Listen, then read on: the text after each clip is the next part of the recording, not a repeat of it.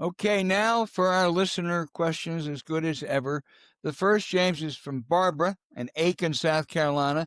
She asked if you think Liz Cheney would ever consider being an independent, but elaborate more. What's Liz Cheney's future the next couple of years and a role, if any, she can play in American politics? Well, first of all, she endorsed Kamala Harris. Okay, she campaigned with her. All right. Her dad, I was at the memorial service. Not only was Nancy Pelosi there, I sat literally next to my wife, sat next to Alexandra Pelosi and two of her children. All right. So that's how much that the Chinese think of the Pelosi's, that they had the whole family there. And look, my fantasy ticket, I know it's not going to happen, et cetera, but my fantasy ticket would be Mitch Landrieu for president, Liz Cheney for vice president. My slogan would be because somebody has to take out the garbage. All right. But you can, I think that there's an excellent chance that Liz will be a player of some kind in the 2028 election. And I think she's going to continue to be a player in future American politics. Now, whether that's as a reform Republican or an independent or Democrat or anything else, I don't suppose to know.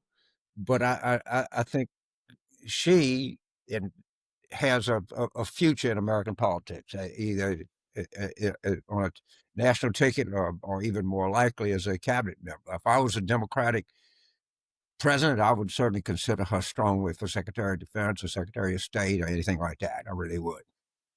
Yeah.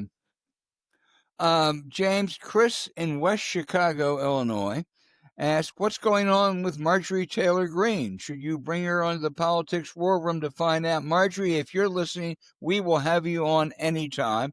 We'd love to have you on. I think she's circumstances change, conditions change, and I think she changed. I think she found it very easy to be an outside guerrilla warrior saying all kinds of outrageous things, and she has said some horrible, horrible things. And I think once MAGA took over and they got power, she saw the hypocrisy in some of it. And she talked about she has some sons in Georgia and they're having a hell of a time getting health insurance. So I think she probably thought that she was going to be passed over in the MAGA movement. She was going to be, and it was just better to get out. But I would love to have her on the show anytime, James. Absolutely. So first of all, I think, I'm being an amateur psychiatrist here, but I think those survivors of the Epstein stuff that met when he's congressman, a lot of them Republicans met with him. I think she was affected by that. I really did. I do too. And you don't know, I I'm not suggesting there's anything in her past that she's ever been, had unwarranted advances. Maybe that has something to do with it. Her district is getting clobbered by Trump policies. I know that district is basically northwest Georgia. Think of Chattanooga suburbs, maybe some northern and western Atlanta suburbs. Like I know Berry College is in there, which is the largest college campus in the entire United States. They're not even close. And they're heavily reliant on Medicaid, Medicare. They're heavily reliant on SNAP. It's not a particularly, it's very white, but it's not the most prosperous part of Georgia by any means. And maybe just to build up had just been enough for her. Maybe she just sit there and says, hey, look, I mean, she's like in her late 40s. In a way that you and I had at that time in our lives. Maybe she had the thing is, what am I doing with myself? Why am I giving my allegiance to these people who literally don't give a shit about me? And that's what the Republicans in Congress, she found out ahead of what they're all finding out now. And this is what's really at it. Trump does not give a shit about the Republican Party. Trump does not give a shit about the Republicans in Congress or anything else. He only cares about himself. And I think Marjorie Taylor Greene understood that before a lot of other people did. That's the most area. I absolutely. This is every week. We try to mix it up, James, and someone's asked questions for 3 or 4 weeks. We try to turn to someone else. but our old pal John in Gurnee, Illinois. John. First of all, I learned we got to get this guy on. I learned where Gurnee is. It's about 40 miles from Chicago, up in northeast Illinois. John, we're going to get you on the show one of these weeks because you send good questions every week. And he says, in order to win back the citizens who didn't vote in 2024, Democrats need to focus first, second, and third on how to help their economic stress. Absolutely right, John. And then he asks, is government bureaucracy too slow to immediately impact prices and get people real help? Yeah, it is. Look, one of the things that we talk about the cost of living, affordability. There's two ways you can deal with affordability. You can try to get prices down. You can increase supply. You can do all that. And, I mean, it's tough, but they raise interest rates or they have monetary policy. The other thing that you can address it with is increase wages. Okay, what you pay is relative to what you make. And how do you could raise the minimum wage, which would have some effect on a lot of these companies pay $3-4 over the minimum wage. So raise the son of a bitch to $20. Okay, make a statement. America needs a raise. I don't think we've raised the minimum wage since 2000.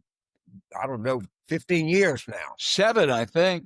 Whatever. Yeah. It's been forever, the real value of it. And the second thing is maybe you could have some kind of a tax break for employers that increase wages. I don't know, but this cost of living, this affordability seems to me like it's going to be with us for a while. And, you could, there's several ways you can attack it, but one of the ways is you can pay people more. And if you want to know the rage in this country since, let's just say 2009 is a starting point of 2010, and you look at corporate profits growth and look at hourly wage growth, I'm just going to say that the economic system in the United States has got to change, and it's gone way too far in favoring old people, favoring savers, favoring homeowners, favoring all of the stuff that we are, and it's screwed this younger generation. And I'm telling you, I'd say the same thing to anybody is you better fix this or it's going to get fixed for you. And it's going to be ugly when it gets fixed for you. The people are tired of it. Just build it up. Yeah. And I think the Democrats, as I pointed out in the piece, it is quit fucking around with all this cultural stuff and start talking about people's wages, start talking about what we can do to protect people who are trying to make it, and particularly young people. Young people can't get a fucking job right now. It's just unbelievable. Yeah. We're sitting there telling them how good they got it made. Megan in Fort Myers asks, why is Lindsey Graham such a lapdog to Trump? Can I only assume Trump has something on him? I don't know that Trump has anything on Lindsey Graham or not. It's been around for a long time and everything. But I'll tell you something about Lindsey Graham. He's very needy. He really needs a big brother, a mentor, whatever have you. John McCain served that purpose for 16 or 17 years, and then when John died, he just turned to Trump, and he is wholly owned now by Trump. If Donald Trump eloped with a sheep, Lindsey Graham would say it shows what a great champion of animal rights he is. He's put any conscience he ever had in a blind trust. And all he has is his Senate career in politics and his desperation to be a player. So he has become a wholly owned Trump subsidiary, and it really is kind of personally sad. I guess I know him, casually, but yeah, and me he's too. sort of a nice guy to be in he's a comical figure. He's like the Trump people don't like him. The Trump at his rally, I guess some few years ago, was running for re-election, and Trump and the Republicans were booing him. Trump said, "Oh no, he's a good guy. Put his arm around him." And of course the Democrats can't stand him because they think he's just phony baloney. At some level, you almost feel sorry for the guy because you know that everybody's laughing at him. I mean, we laugh at him, they laugh at him, Trump laughs at him, the crowds laugh at him, and he's just desperate to hold that Senate seat. He don't care. He'll do whatever he can. He can't envision life outside the Senate, and he's comically Yeah, compromising. sure is. David in Lawrence, Kansas, home to the second or third best basketball arena in America, behind Cameron and maybe the Palestra. David says, instead of demanding release of the Epstein files, shouldn't we be demanding to see the contents of the Epstein safe? Well, you asked the correct question, because we know that Michael Wolff said that in that safe, Epstein pulled out pictures of him and Trump with some scantily clad young females, and that Trump had a stain on his trousers. One has to assume that, no reason to think Michael was not telling the truth, that when his apartment, a condo, a mansion was raided, they took everything out of his safe and they did an inventory. My theory is that exists. My theory is you asked the right question. Absolute right question. Well, I don't have any confidence in Michael Wolff, but I think that story is true. But my worry, David, would be that who has those pictures now? Who got that Yeah, the safe? The FBI has, FBI got them. for sure. Cash Patel's FBI has them.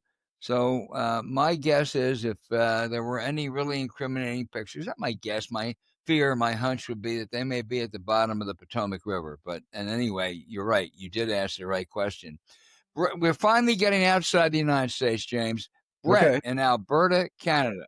All Brett right. in Alberta, Canada says, should we be cozying up to the Saudis? Brett, I thought the spectacle of MBS, a murder, and Trump last week was just sickening. As I said, we have to deal with the Saudis. There's no question they're an important player in that region. For those who think that they're the future, I am skeptical for a number of reasons. First of all, a government that runs like that, I think, is going to be hard to really become the future. But more than that, I've only been there one time. But it is a country without a really strong work ethic, without a strong sense of innovation. They import people to do everything. So I think they got lots of money, got lots of oil money, but I don't overplay your Saudi hand, U.S. Yeah, obviously they're a huge player. Look, I think this guy's at some level is probably trying to deal with that. The stuff what they did to Khashoggi, it just what Putin proves, the Saudis prove, but everybody proves is we all go, oh, hoo-ha, they'll do this. We're committed. What they did to this journalist, we'll never forget. Justice will rain down on them. Nothing. All right. And at some point, I mean, but I don't want to hate to say this, but at some point, we're going to have to make a stand. And we certainly didn't make one against the Saudis. We certainly didn't make one against the Russians.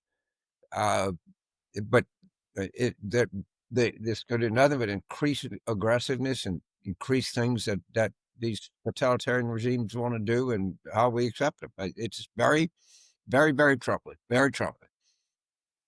Yeah, it sure is. James, we're going to bring this back full circle to our Tom Etzel conversation. Jim in Rosemont, Pennsylvania, that's my neck of the woods. That's where I grew up. Jim asked you, what do you think of Mondami's meeting with Trump? Well, okay. Thank you, Jim.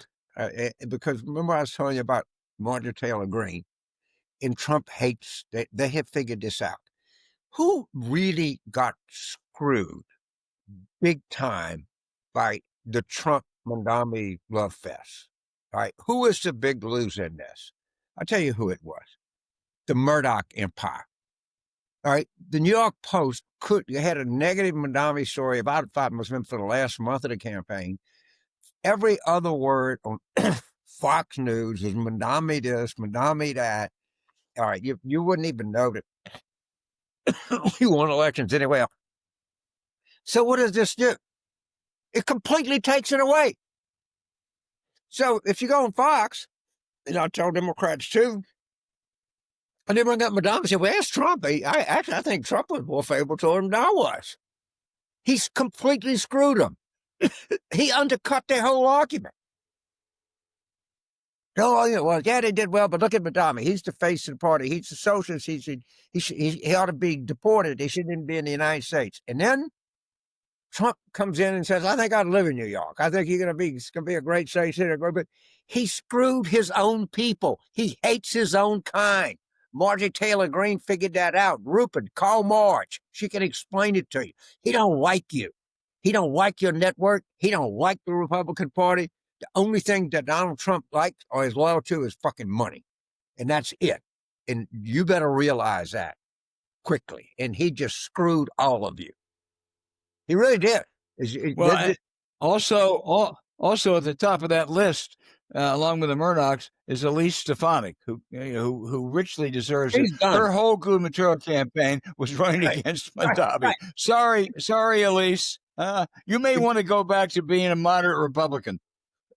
Yeah, he does not like you. Mike Johnson, he hates you. He don't like you. He'll do anything he can. He thinks you're pathetic. He thinks the whole thing. You think he gives a shit what John Thune thinks? Oh, come on. Be serious. All right, everybody. This is great. Keep those questions coming in. If we didn't get to yours this week, we'll work on getting to it next week. And I just want to say to everyone out there, to our listeners who we really have incredible affection for, have a happy Thanksgiving today. Eat heartily, but cautiously. And we can't wait to talk to you again next week.